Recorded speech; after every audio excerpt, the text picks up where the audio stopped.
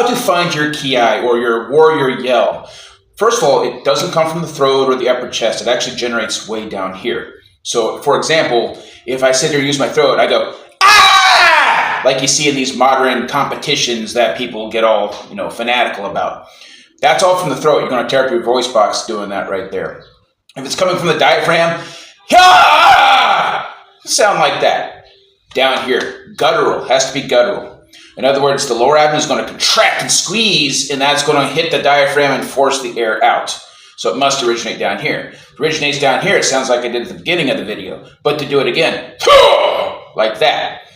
Now, if you're having trouble getting this to tense up correctly, push something heavy. If you grab something heavy, try to push it, and you start going,